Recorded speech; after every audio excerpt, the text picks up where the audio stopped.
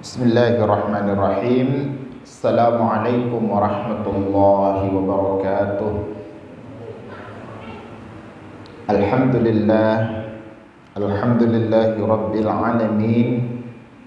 Wa bihi nasta'in ala umuri dunya waddin. Assalatu wassalamu ala asyrafil anbiya'i wal mursalin wa ala alihi wa sahbihi ajma'in wa man tabi'ahum bi ihsanin ila yaumiddin. Asyhadu an la ilaha illallah wa asyhadu anna Muhammadar Rasulullah. Ya ayyuhalladzina amanu taqullaha haqqa tuqatih wa la tamutunna illa wa antum muslimun. Amma ba'du. Jamaah yang dimuliakan Allah Subhanahu wa taala. Apa lagi itu? Itu tuh lagi live itu.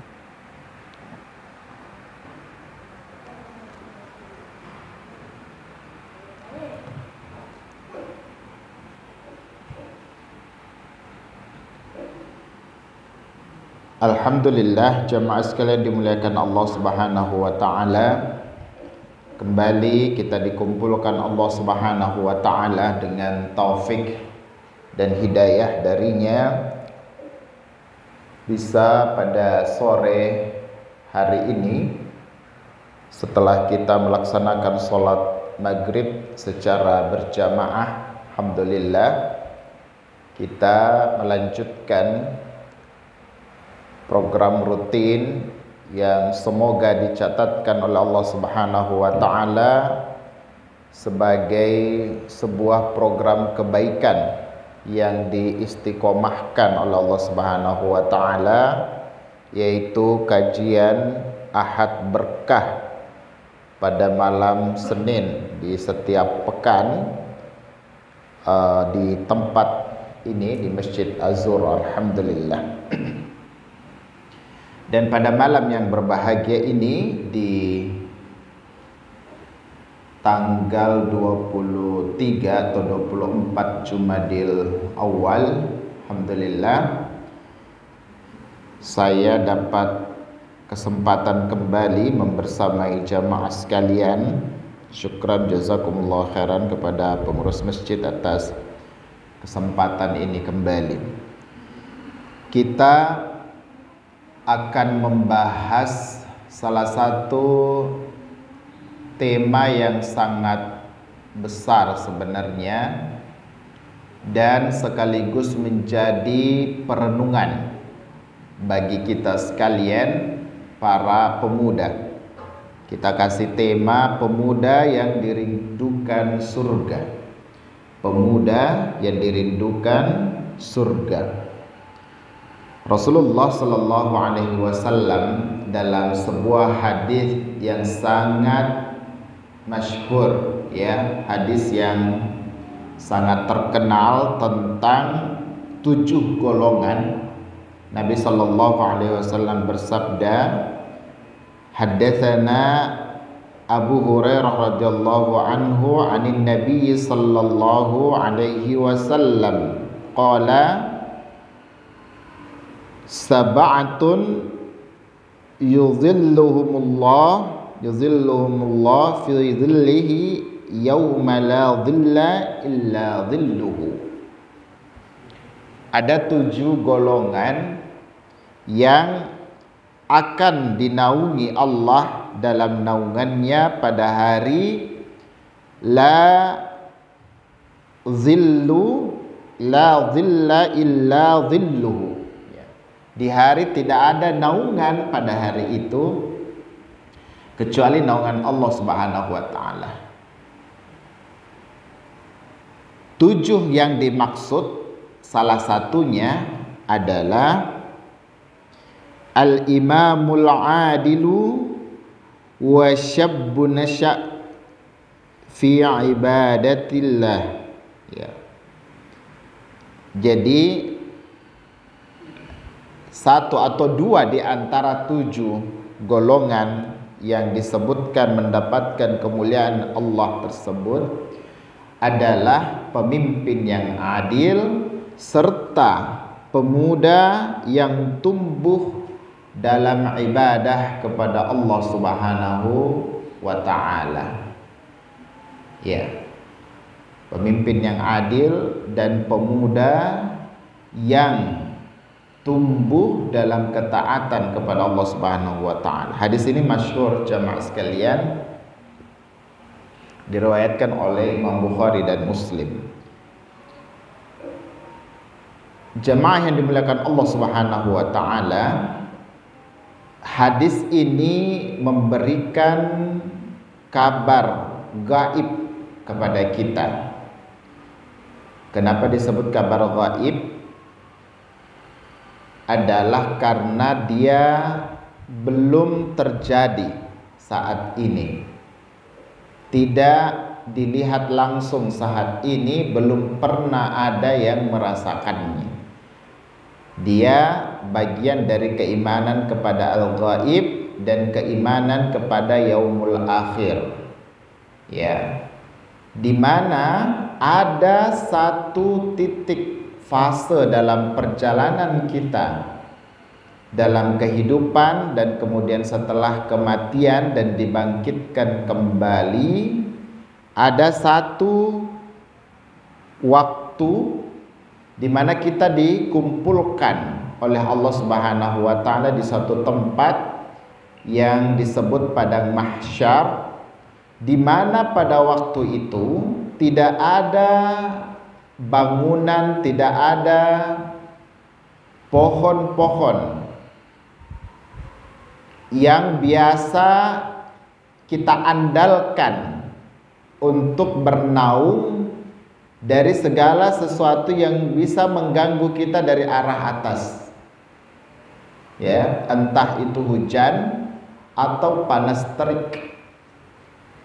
Tidak ada yang bisa kita andalkan seperti itu. Kalau saat ini ketika hujan di luar, kita bisa masuk ke dalam gedung atau ruangan yang beratap, maka kita akan merasa aman dari ketidaknyamanan terkena hujan. Atau ketika panas terik, kita bisa masuk ke dalam bangunan yang beratap yang bisa menaungi kita. Maka bayangkanlah akan datang suatu kondisi di mana semua orang tidak bisa mengandalkan naungan apapun kecuali naungan dari Allah Subhanahu wa ta'ala, ya. Maka dalam situasi seperti itu ada orang-orang istimewa yang spesial, diistimewakan oleh Allah Subhanahu wa ta'ala untuk mendapatkan naungan tersebut. Di antaranya adalah pemuda yang tumbuh dalam ketaatan ibadah kepada Allah Subhanahu wa ta'ala. Hadis ini saya angkat sebagai pengantar dalam materi kita karena pentingnya mengingat kembali fase kehidupan yang kita kenal dengan fase pemuda itu. Dan insyaallah para jamaah sekalian, baik yang langsung maupun mungkin yang melalui channel media sosial dari Masjid Az-Zura, kita termasuk dari golongan pemuda tersebut, ya. Pemuda ini jamaah sekalian dimuliakan Allah Subhanahu wa ta'ala, atau fase masa muda ini adalah amanah dan modal paling berharga dari Allah Subhanahu wa ta'ala, di mana banyak hal yang bisa dilakukan oleh orang yang masih berada dalam fase ini dan tidak bisa dilakukan oleh orang sebelumnya dan atau setelahnya. Artinya orang yang berada di fase sebelum masuk fase pemuda dan atau setelah melewati fase pemuda ini, dia adalah sebuah amanah, dia adalah sebuah modal berharga sekaligus amanah dari Allah Subhanahu wa ta'ala. Dan bahwa pemuda di dalam Islam memiliki peranan sangat strategis, dan ini dibuktikan dengan banyaknya capaian-capaian dari perintisan dakwah Islam di bawah bimbingan Nabi Sallallahu Alaihi Wasallam di awal-awal dakwah sampai masa kejayaannya didominasi capaian tersebut dengan backup dan keterlibatan para pemuda. Ini penting. Dan bahwa dalam konteks ibadah, semua ibadah dalam taraf ideal, ya, baik itu ideal intensitas maupun frekuensi, kualitas maupun kuantitasnya, itu hanya akan dicapai dengan kekuatan dan kemampuan yang dimiliki oleh orang yang masih berada dalam fase pemuda ini. Maka tentu jemaah sekalian, kita sepakat penting untuk kembali merenungkan keadaan kita yang insya Allah masih berada pada fase ini, meskipun ada yang berada pada fase awal pemuda, ada yang tengah, dan mungkin ada yang masuk pada fase akhir. Ya, jemaah yang dimuliakan Allah Subhanahu wa taala, pemuda yang dirindukan surga, tentu kita juga perlu menyadari, ya, meyakini selain bahwa Nabi Shallallahu Alaihi Wasallam telah mengabarkan kepada kita hal-hal gaib, hal-hal yang terjadi di akhirat nanti, Nabi Shallallahu Alaihi Wasallam juga mengabarkan kepada kita tentang makhluk Allah yang namanya surga, ya, dengan segala fasilitas, keindahan dan kenikmatan yang dijanjikan akan didapatkan oleh para penghuninya. Maka kita juga tahu bahwa orang-orang beriman itu pasti setelah mendapatkan informasi dan bagian dari keimanannya adalah menginginkan untuk masuk ke dalam surga Allah Subhanahu wa taala. Dan beberapa dalil juga mensinyalir terkait dengan sifat dari surga tersebut dan orang-orang yang makhluk Allah yang ada di dalamnya, termasuk para bidadari. Memang saat ini sebagai bagian dari akidah Ahlussunnah wal Jamaah, surga itu telah ada dan terus dipelihara dan diperbaharui, dan disebutkan para penghuni, penunggu-penunggunya, para bidadari-bidadari yang Allah Subhanahu wa taala terciptakan di surga tersebut saat ini tengah merindukan, ya, para orang-orang yang akan menjadi penghuninya, penghuni istana-istana di mana mereka berada saat ini. Jadi surga merindukan penghuni itu ada dasarnya, dan sebagaimana rindunya hamba-hamba Allah Subhanahu wa taala untuk mendapati atau memasuki surga segera. Nah, jemaah yang dimuliakan Allah Subhanahu wa taala, bagaimana karakteristik pemuda yang dirindukan oleh surga seperti yang kita angkat pada tema ini? Yang pertama, tentu yang paling utama adalah mereka pemuda yang beriman dan bertakwa kepada Allah Subhanahu wa taala. Allah Subhanahu wa taala berfirman, "Nahnu naqussu 'alaika naba'ahum bil haqq innahum fityatun amanu bi rabbihim wa zidnahum huda." Ini ada satu kabar gaib lagi yang yang Al-Quran abadikan dan kemudian sampai kepada kita dan kita imani. Surah Al-Kahfi ayat ke-13 bercerita tentang para pemuda penghuni gua. Allah Subhanahu wa taala berfirman, "Sesungguhnya kamilah yang menceritakan kepadamu kisah mereka dengan benar." Maksudnya kisah pemuda penghuni gua itu. Sesungguhnya mereka itu adalah para pemuda atau pemuda-pemuda yang beriman kepada Tuhan mereka, dan kami tambah pula keimanan itu, kami tambahkan pula untuk mereka petunjuk. Ashabul Kahfi, jamaah sekalian dimuliakan Allah Subhanahu wa taala, yang diabadikan menjadi satu bagian kisah dari beberapa kisah yang dikutip dalam surah Al-Kahfi, ini memberikan pelajaran yang luar biasa kepada kita. Ashabul Kahfi ini jamaah sekalian disebutkan dalam beberapa referensi sejarah, mereka itu hidup di masa pemerintahan seorang raja yang zalim dan musyrik. Beberapa referensi menyebutkan namanya Raja Dicyanus, ya, yang zalim. Nah, sementara pemuda-pemuda ini itu berasal dari keluarga-keluarga terpandang juga pada masa itu.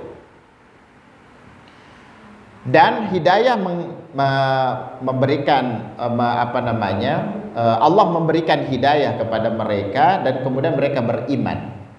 Jadi bayangkanlah suatu kehidupan di mana ya mungkin ada pergaulan anak-anak muda sesama orang-orang kaya, kemudian tiba-tiba berkumpul mereka dan ada yang memberikan dakwah mungkin semacam itu, dan kemudian mereka dapat hidayah.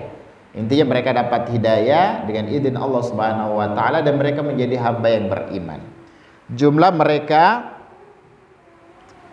sejak dahulu di berbagai referensi, karena tentang Al-Kahfi ini bukan cuma umat Islam saja yang mengetahui tentang perjalanan kisahnya, bahkan agama-agama yang lain juga punya referensi, dan itu menjadi perdebatan, dan itu juga disinyalir dan diabadikan dalam Al-Quran dinamika itu, ya.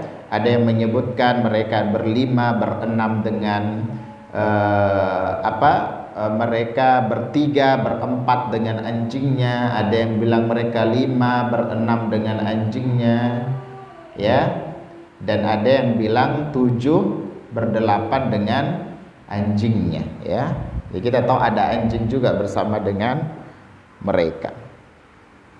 Jadi mereka adalah para pemuda yang berasal dari keluarga terpandang di istana, yang Allah mentakdirkan mereka dapat hidayah dan diam-diam beriman kepada Allah Subhanahu wa taala.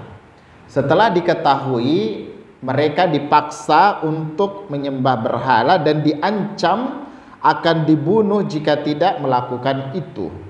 Kemudian apa yang mereka lakukan? Mereka kemudian bersekongkol, mengatur siasat. Mereka memilih meninggalkan kemewahan istana dan melakukan pelarian, ya. Dan mereka kemudian, ya, yang disahihkan dalam beberapa hadis itu ada 7, ya, berdelapan dengan anjing, ya, sebagaimana disebutkan dalam Al-Quran surah Al-Kahfi juga. Akhirnya mereka melakukan pelarian. Pemuda Al-Kahfi ini, 7 orang pemuda ini melakukan pelarian, meninggalkan istana dengan segala kemewahan dan perlindungannya, dan mereka dikejar. Tentu karena dia orang penting, ya tentu beda perlakuan orang-orang yang memang anak-anak bangsawan, anak-anak istana begitu, yang melakukan penentangan dengan mungkin orang yang biasa-biasa saja. Sehingga ada yang merasa terganggu dengan itu, terutama istana dan raja. Akhirnya mereka dikejar. Mereka menjadilah buronan, dan Allah telah mengatur mereka akhirnya berlindung di dalam sebuah gua, ya, di dalam sebuah gua. Dan ya sampai di situ kisahnya masih ya kita bisa bayangkan, masih logik. Tetapi yang kemudian yang terjadi setelahnya, jadi setelah mereka mendapatkan gua, mereka terhindar dari kejaran para pemburu mereka. Ternyata Allah tidak berhenti di situ. Allah kemudian menetapkan menidurkan mereka. Dalam Al-Quran disebutkan selama 309 tahun, ya. Jadi masuk ke dalam gua dan Allah tidurkan mereka selama 309 tahun, dan ketika bangun, ya. Dan ketika terbangun sudah berganti, di luar gua itu sudah bergonta-ganti kepemimpinan semasa mereka tertidur itu. Dan ketika mereka bangun, disebutkan raja yang berkuasa pada waktu itu adalah sudah raja yang beriman. Dan kemudian mereka berdebat tentang berapa lama mereka tidur, kemudian mereka pergi ke pasar dan seterusnya. Dan setelah mereka pergi ke pasar membelanjakan uang yang mereka pegang 309 tahun yang lalu, dan akhirnya orang-orang bisa mengenali inilah pemuda yang turun temurun, ya bayangkanlah semacam itu, turun temurun, mungkin pernah diceritakan oleh orang-orang di apa namanya, orang-orang di tengah-tengah mereka, dan sehingga cepat mengenali, ya, dan cepat terkenal dan viral bahwa pemuda itu telah datang kembali. Jadi bayangkanlah hebohnya pada waktu itu. Tetapi intinya adalah ini adalah bagian dari kekuasaan Allah Subhanahu wa taala dan menjadi buah dari keimanan mereka, juga menjadi bukti kekuasaan Allah Subhanahu wa taala, dan Allah Subhanahu wa taala berkehendak mengabadikan kisahnya di dalam Al-Qur'an. Itu yang pertama, jamaah sekalian, beriman dan bertakwa kepada Allah Subhanahu wa taala. Yang kedua adalah pemuda yang istiqomah dalam ibadahnya. Jadi bukan sekedar beriman dan bertakwa, tetapi istiqomah. Abdullah bin Umar radhiyallahu anhu adalah Abdullah bin Umar radhiyallahu anhuma, ya, adalah salah seorang sahabat yang sangat terkenal yang menjadi tokoh di saat dia masih muda belia, sudah menunjukkan kecerdasan dan keistimewaannya sampai kemudian dewasanya, ya. Beliau termasuk sahabat yang masuk Islam di usia yang sangat muda, dan disebutkan bagian dari keistiqomahan beliau radhiyallahu anhuma adalah tidak pernah dalam hidupnya sejak mengenal qiyamul lail dan melaksanakannya tidak pernah lagi meninggalkannya, ya, tidak pernah lagi meninggalkannya. Kemudian selalu menjaga sholat berjamaahnya dan sangat teliti dalam mengikuti sunnah Nabi Sallallahu Alaihi Wasallam. Salah satu kisah yang masyhur yang diriwayatkan tentang bagaimana komitmen beliau dalam mengikuti ittiba'ur rasul, ya, sunnah Nabi Sallallahu Alaihi Wasallam. Pernah suatu waktu beliau melewati suatu tempat dan tiba-tiba beliau menunduk seperti itu, seolah-olah menghindari sesuatu, gitu ya, menunduk dan kemudian berdiri tegak lagi, sehingga orang-orang heran, apa yang Anda lakukan wahai Abdullah bin Umar? Ternyata dulu pernah beliau melewati tempat itu bersama Nabi Sallallahu Alaihi Wasallam, dan waktu itu di tempat itu ada pohon yang dahannya agak rendah, sehingga untuk bisa lewat di situ itu orang harus agak sedikit merendahkan dirinya, menunduk begitu untuk melewati dahan itu. Itu sebelumnya, dan saat itu dahan itu sudah tidak ada, tidak lagi menghalangi orang. Tetapi demi untuk mengikuti Nabi Shallallahu Alaihi Wasallam, beliau tetap melakukan itu. Jadi melakukan gerakan yang sama dengan Nabi Shallallahu Alaihi Wasallam. Tentu kisah ini membawa banyak faedah dalam agama kita yang kalau kita kaji secara khusus. Tetapi poin yang kita mau tekankan adalah bahwa betapa Abdullah bin Umar radhiyallahu anhu termasuk pemuda yang sangat istiqomah dalam dan komitmen dalam mengittiba'ur Rasul, mengikuti dan mencontoh Nabi Sallallahu Alaihi Wasallam. Dan beliau ini sebagai pemuda yang masuk sebagai dalam Islam dalam usia yang sangat muda dan menjadi tokoh pemuda Islam. Bahkan setelahnya beliau termasuk menjadi tokoh ulama para sahabat, ya, ulama dari kalangan sahabat. Beliau ini termasuk ahli hadis terbesar, ya. Beliau termasuk ahli hadis terbesar. Beberapa referensi menyebutkan beliau meriwayatkan sekitar 2.630 hadis dari Nabi Sallallahu Alaihi Wasallam dan menjadi ulama besar dari kalangan para sahabat, menjadi rujukan dan menjadi guru dari para tabi'in. Jadi orang-orang yang datang setelah Nabi Sallallahu Alaihi Wasallam meninggal dunia, berguru kepada Abdullah bin Umar. Ini salah satu referensi pemuda yang istiqomah dalam ibadah. Kemudian yang ketiga, karakter yang ketiga adalah pemuda yang berani dan teguh membela kebenaran. Ya, Allah Subhanahu wa taala berfirman, "Wa id qala Ibrahimu li abihi wa qaumihi innani bara'um mimma ta'budun." Dalam surah Az-Zukhruf ayat ke-26. Allah Subhanahu wa taala mengutip perkataan Ibrahim yang pada waktu itu masih muda, masih menjadi pemuda, ya. Nabi Ibrahim kemudian berkata kepada bapaknya dan kepada kaumnya, "Innani bara'um mimma ta'budun." Sesungguhnya aku berlepas diri dari apa yang kalian sembah. Ini waktu itu pemuda Ibrahim masih dalam usia muda atau pemuda Ibrahim. Dan Ibrahim alaihissalatu wassalam adalah seorang nabi yang fase kehidupannya juga banyak banyak diceritakan dalam Al-Qur'an, dan tentu saja pengabadian kisah kehidupan Ibrahim dalam Al-Quran tiada lain kecuali untuk memberikan pelajaran kepada para pembaca Al-Quran, kita orang-orang yang mengimani Al-Quran dan mengambil pelajaran dan tadabbur di dalamnya. Beberapa hal yang terkait dengan kisah Ibrahim alaihissalatu wassalam di masa muda beliau.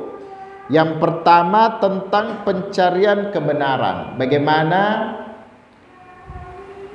Bagaimana kesungguhan beliau dalam pencarian kebenaran dan juga pembuktian atas kebenaran yang dia imani, ya. Di beberapa hadis, di beberapa penggalan Al-Quran diceritakan bagaimana Nabi Ibrahim alaihissalatu wassalam atau Ibrahim muda pada waktu itu menunjukkan atau memberikan pelajaran terkait dengan tauhid kepada Allah Subhanahu wa taala, sekaligus menegaskan kepada para kaumnya tentang salahnya mereka dalam menyembah makhluk Allah Subhanahu wa taala yang lain. Ada yang menyembah matahari, menyembah bulan dan seterusnya, dan beliau melakukan pengamatan itu dan sekaligus memberikan penjelasan yang sangat logik kepada kaumnya pada waktu itu.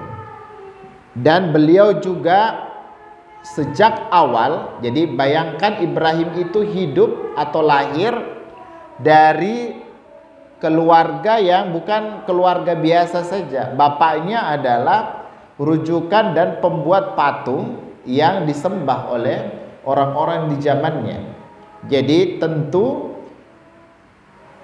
agama mereka adalah agama yang menyembah berhala, dan kita bisa bayangkan setinggi apa posisi pembuat berhala, ya. Jadi pematung berhala itu penting posisinya di tengah-tengah mereka. Bayangkan kalau ada yang berhalanya, aduh sudah patah hidungnya harus diganti lagi, oh datang ke bapaknya Ibrahim, oh ini kayaknya tangannya patah, atau ini sudah mulai berkarat kah, atau sudah mulai dimakan rayap dan seterusnya. Mereka datang lagi ke bapaknya Ibrahim untuk dibuatkan Tuhan-Tuhan baru. Jadi pembuat Tuhan jadinya dia, bapaknya. Jadi betapa penting posisinya. Nah, Di tengah-tengah situasi seperti itu lahirlah Ibrahim yang memang sejak awal itu punya semangat pencarian kebenarannya, dan dia menyadari bahwa ini tidak benar, ya. Dia menyadari bahwa ini Tuhan bisa digonta-ganti sesuai keinginan, bisa dipilih yang kecil atau yang besar, bisa dipilih yang goyang-goyang tangannya atau yang goyang-goyang kepalanya seperti itu. Nih, ada agama yang seperti itu. Jadi patung emas dalam wujud kucing, ya, dibuatlah dia bergoyang-goyang tangannya, ya, dan kemudian dipajang di toko, ya. Ada yang bergoyang-goyang kepalanya, dan itu adalah bentuk berhala-berhala di era modern hari ini. Dan itu bentuk berhala primitif yang ada di era modern, ya. Kucing emas yang goyang-goyang tangannya. Ada yang pernah lihat nggak? Ada yang pernah lihat? Itu adalah bentuk berhala baru. Tidak ada apa-apanya itu dibandingkan kecanggihan bapaknya Ibrahim, ya. Beliau yang membuat, bisa order mau yang kecil, mau yang besar, mau yang model seperti apa, seperti itu. Dia datang ke bapaknya Ibrahim. Bapaknya Ibrahim adalah pembuat patung-patung berhala yang disembah oleh orang-orang di zaman itu. Nah, di tengah-tengah seperti itu Ibrahim sejak muda mendapatkan kegelisahan. Yang gelis ini kok aneh, masa Tuhan seperti itu? Masa Tuhan bisa patah? Suatu waktu kalau dia jatuh patah lehernya misalnya diganti lagi, atau patah tangannya, atau matanya tidak simetris dan seterusnya. Dia resah, gelisah, ini enggak ada yang tidak benar ini. Dia kemudian keluar melihat orang ada yang sujud meminta di depan api, dinyalakan apinya, kemudian terus ketika api itu padam, mereka tidak bisa berbuat apa-apa, dinyalakan lagi apinya. Ada orang yang menyembah matahari, di saat dia terbitnya mereka melakukan ritual-ritual, tapi ternyata matahari itu ada masanya dia terbenam. Ada orang yang menyembah bulan, seperti itu pula. Ada orang yang menyembah bintang dan seterusnya. Dan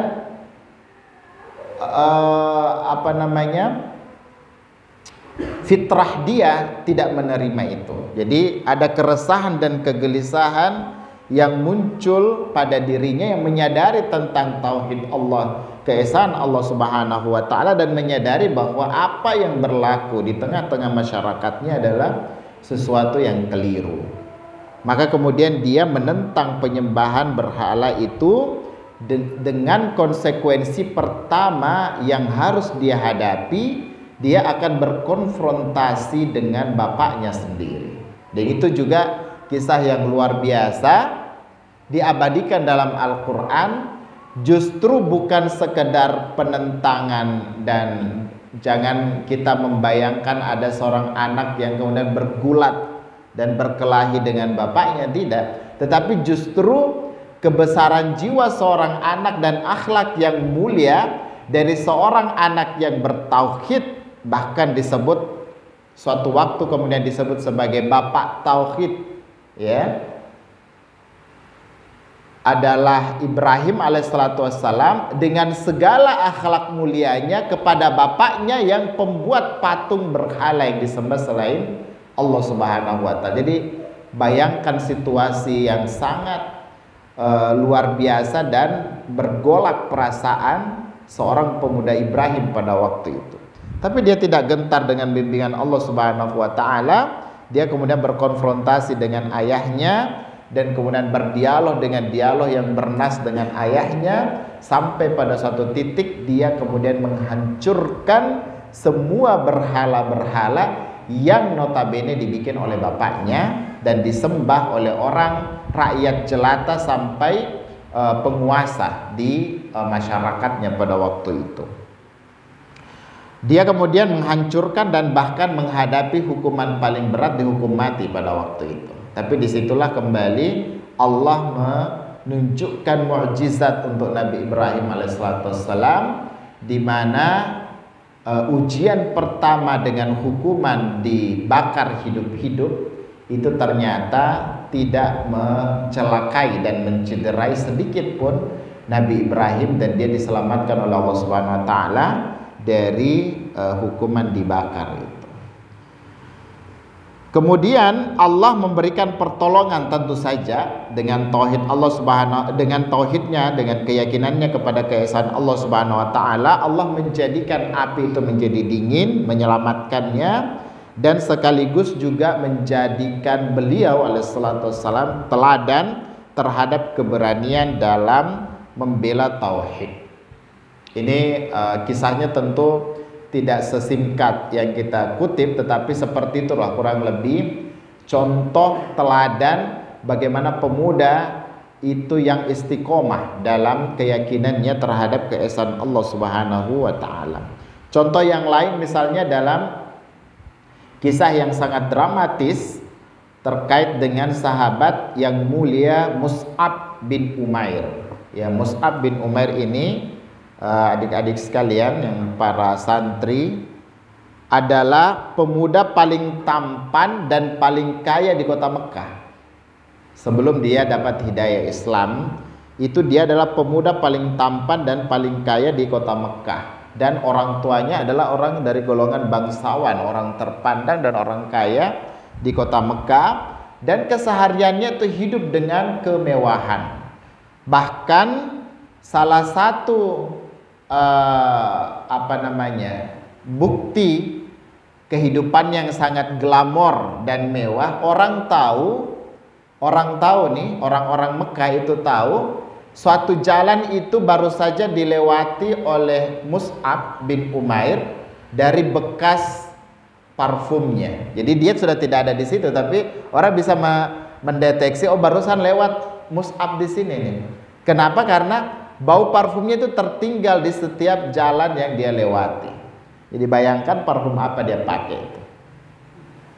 Jadi bukan bau keringatnya yang tertinggal, ya, bukan bau keringatnya yang tertinggal dan mengenai bau parfumnya, dan tentu parfumnya parfum yang mewah. Dan bahkan disebutkan beberapa riwayat dia itu orang yang parlente, ya. Parlente itu senang dengan pakaian mewah. Kalau sekarang antum bisa melihat orang-orang parlente, para artis pakai emas yang kayak rantai kapal itu, semacam itu parlente zaman sekarang. Bayangkan parlente zaman sebelumnya itu, zaman-zaman jahiliyah, adalah menggunakan pakaian-pakaian yang menunjukkan memang status sosial yang luar biasa. Dan Mus'ab bisa melakukan itu karena didukung penuh oleh orang tuanya yang memang orang kaya, ya.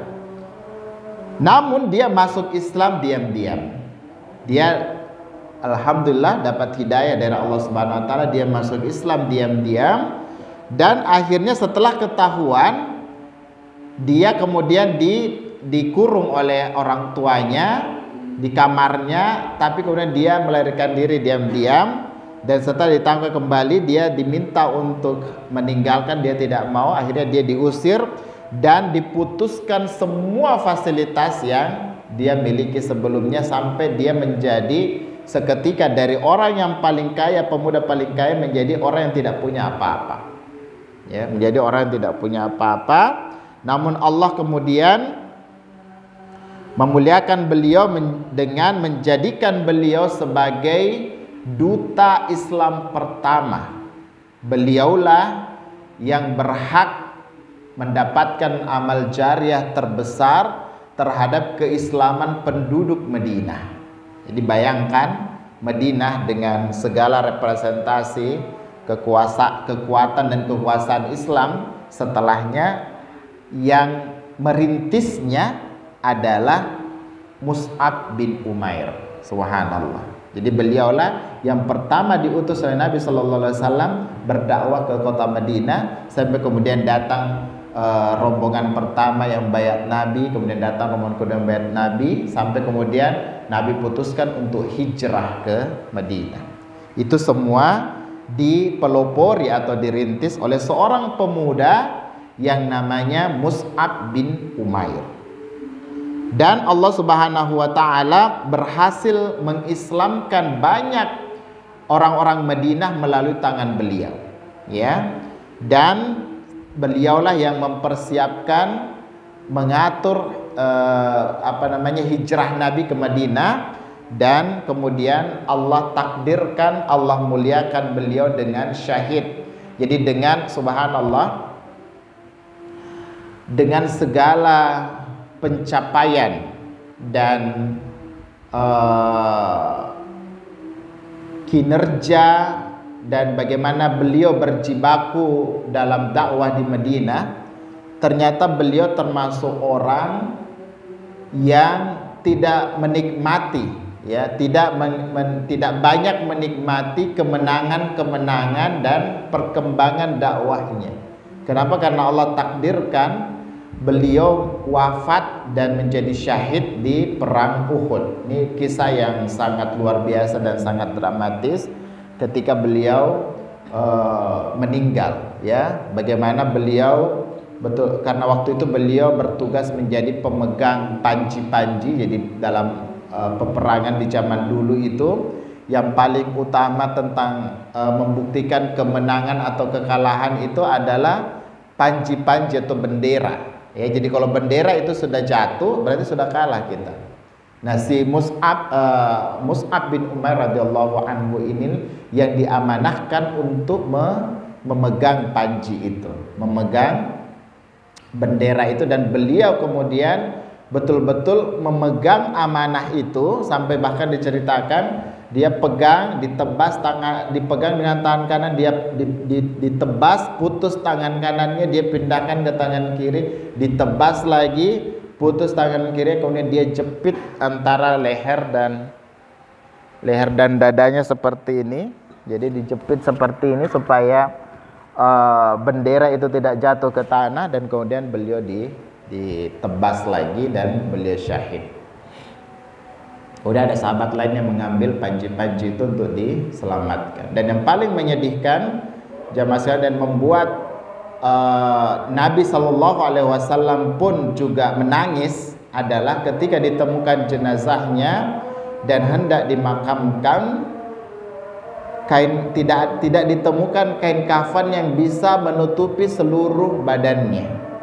Ya, jadi ketika ditarik ke atas itu kakinya kelihatan, ditutup ke atas itu kakinya kelihatan, ditarik ke bawah atasnya tidak kelihatan. Jadi tidak bisa tertutup semuanya. Jadi itu membuat sedih Nabi Shallallahu Alaihi Wasallam, terutama ketika mengingat bahwa pemuda ini Mus'ab bin Umair ini itu telah meninggalkan semua harta dan kemewahannya demi tauhidnya, demi keislamannya. Subhanallah.